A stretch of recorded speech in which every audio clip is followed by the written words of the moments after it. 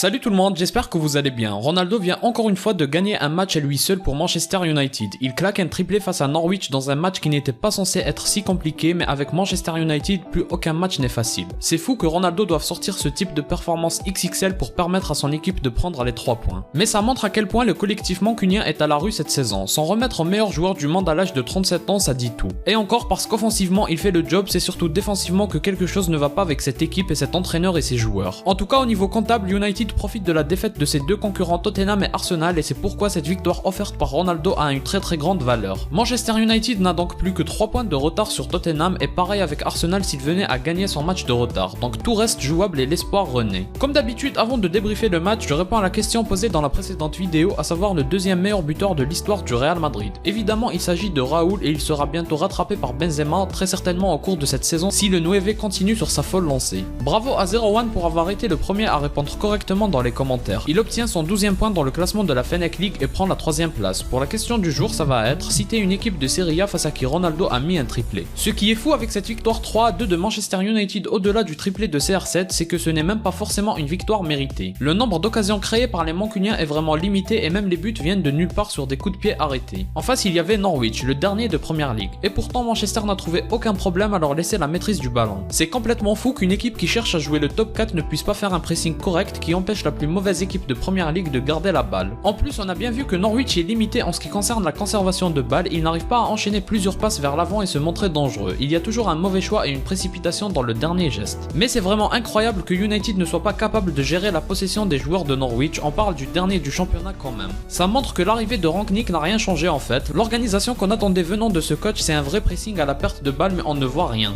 D'accord, la responsabilité est partagée par les joueurs, mais si c'est comme ça autant laisser Solskjaer sur le banc, l'aspect aléatoire dans les matchs de United est resté le même, peu importe qui est sur le banc. Dire que United va aller à Anfield pour affronter Liverpool, comment ne pas avoir peur d'un autre 5-0, d'une autre humiliation, sachant que Liverpool va jouer le titre à fond, pour moi c'est impossible que United fasse l'exploit là-bas. Mais bon, on peut toujours croire en un CR7 des grands soirs parce que côté Manchester il n'y a que lui pour nous faire encore espérer. United a vite pris l'avantage dans ce match grâce au premier but de CR7, il faut avouer que ce but là est offert d'une part par la défense de Norwich et d'une autre part par Elanga qui sert très bien Ronaldo et qui exerce un très bon pressing. Il n'y a rien d'autre à dire sur ce but si ce n'est que Ronaldo ne loupe pas quand on lui offre des buts. Ensuite, malgré que Manchester était dans la difficulté dans le jeu, Ronaldo vient creuser l'écart sur corner. Même dans cet exercice, les Manculiens ne se montrent pas assez dangereux, pourtant de la taille ils en ont, et encore une fois c'est CR7 qui vient prendre le ballon de la tête et ne laisse aucune chance au gardien adverse. Norwich revient juste avant la mi-temps, le travail défensif des Mancuniens est catastrophique et ça commence par les milieux de terrain. Pogba est spectateur, les latéraux sont mal placés, il n'y a rien qui va. Pukki n'avait qu'à bien ajuster sa passe, on ne peut que plaindre De Gea sur ce genre d'action et se demander comment il arrive encore à garder les cages mancuniennes. Au retour des vestiaires, le scénario qu'on craignait mais qui était prévisible quand on a regardé tous les matchs de United cette saison, et bien évidemment il est arrivé. C'est Pukki qui permet à Norwich de revenir à 2-2, il égalise au score d'une belle manière. J'ai bien aimé qu'il choisisse le côté fermé et ça ne laisse évidemment aucune chance à De Gea. Très bon finisseur ce Pukki et pourtant il fait beaucoup d'efforts et il se place toujours au bon endroit, mais ses coéquipiers se précipitent trop sur le dernier geste et la dernière passe. Bien sûr à ce moment-là, encore un scénario cauchemar pour United. Se faire rattraper après avoir mené 2-0 à domicile face au dernier, c'est catastrophique. On n'a pas les mots pour cette équipe, mais heureusement il y avait encore un homme sur le terrain. Il sauve comme face à Tottenham son équipe du pétrin et pas de n'importe quelle façon. Il le fait sur coup franc, certes le gardien peut mieux faire mais ça n'enlève rien à Ronaldo. Il place un tir flottant qui était sa spécialité à une époque et ça l'est encore apparemment, et en plus il fait taire tous les détracteurs qui critiquent ses coups francs. A raison vu qu'il en rate beaucoup depuis un long moment, mais désormais c'est encore une critique qui est éteinte. United arrive quand même à se faire peur face au dernier du championnat dans les dernières minutes, même Ronaldo a dû faire beaucoup de courses défensives. C'est fou d'en arriver là alors qu'il fallait tuer le match à 2-0 et ne pas laisser d'ouverture défensive, mais bon heureusement que CR7 est lent. J'espère que son triplé salvateur va permettre à United de jouer la Ligue des Champions la saison prochaine, avec ou sans lui. Le prochain entraîneur qui est celui de l'Ajax actuellement, Erik ten Hag, aurait dit qu'il ne comptait pas sur lui. Ce n'est qu'une rumeur mais de toute façon personnellement je préférais que CR7 aille ailleurs. Rashford a fait une entrée catastrophique, Fernandes a perdu tellement de ballons bêtement et il a trop souvent mis son équipe en danger. La rentrée de Matic et de Mata a permis de maîtriser un peu plus le ballon. Son choix a été bon mais ce n'est toujours pas assez par rapport à nos attentes. Elanga fait le taf, Lingard a été moyen mais au moins il a mis beaucoup d'efforts. Maguire, je n'ai plus les mots, chaque match il nous sort quelque chose de totalement invraisemblable. Après avoir réclamé une main de son coéquipier le match précédent, cette fois-ci il arrive à faire saigner Pogba sur corner. C'est fou comment il ne maîtrise rien, ce joueur est un mystère et j'espère qu'il finira au Barça. Pogba fait un bon match, beaucoup d'espace sont ouverts grâce à lui et ça c'est pratique offensivement mais en défense il faut qu'il y ait de la compensation. En tout cas United n'est plus qu'à 3 points de la 4ème place, même si les choses risquent de beaucoup changer après le match face à Liverpool. Ça va avancer match par match et sur celui-ci au moins l'espoir renaît. Si vous avez aimé, laissez un like et abonnez-vous pour me soutenir soutenir. Moi je vous dis à la prochaine, portez-vous bien.